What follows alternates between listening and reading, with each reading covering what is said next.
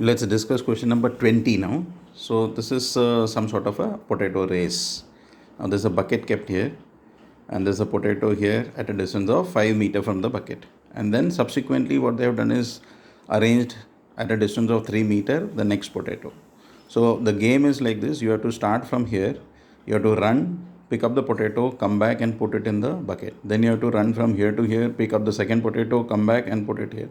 And this goes on like this for 10 times. So there are 10 potatoes placed at a distance of 3 meter. Except for the first potato, which is at a distance of 5 meter, the rest are all at a distance of 3 meter. So what needs to be done is that you have to create a series of what is the distance covered each time. So the first case, the student is starting from here, going here, picking up this potato, coming back. So the distance traveled in the first case will be 5 plus 5, 10. Then after that, the person is starting from here again, going all the way up to the second potato. So that is 8 meter here and coming back 8 meter and dropping the potato here. So distance traveled will be 8 plus 8, 16. Then he comes back here, then he goes to the third potato, that will be 5 plus 3, 8, 8 plus 3, 11 and comes back also 11. So distance traveled will be 22. And this keeps happening like this for 10 times. So we have to find out the total distance that is covered by the person. So we'll use the formula of S10. In S10, the formula will be n by 2 2a plus n minus 1d. So 10 by 2 is 5. A value is what? 10. Common difference, 16 minus 10, we get 6. So here we get 20 plus 54, 74. So distance traveled by the person who has participated in the race will be 370 meters. Okay.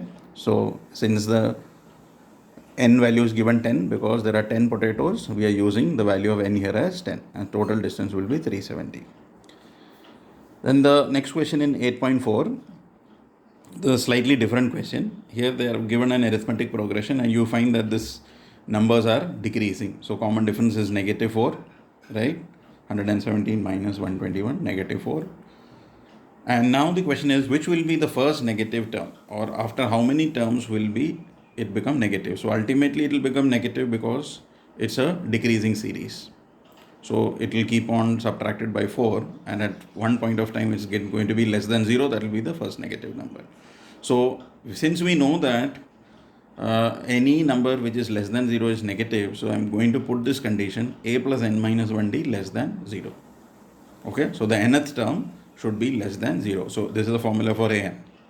So a value is given 121. N I have to find out. Common difference as we calculated here is negative 4. So I'm opening this, we'll get minus 4n plus 4. Now we'll add the like terms, this will become 125. Minus 4n we are transferring here, that will become positive 4n. I'm transferring the 4 down, so we'll get n greater than 31.25. So n is greater than 31.25 means 32nd onwards all numbers will be negative. But the question is, which is the first negative number? So we can say that the 32nd term will be our first negative term. Okay, this is clear. So you'll have to be very careful about this symbol, whether it is less than, greater than. So here n is greater than 31.25. So greater than, since n cannot be in decimal or fractions, we'll take the next whole number, that is 32. So the first negative number will be 32.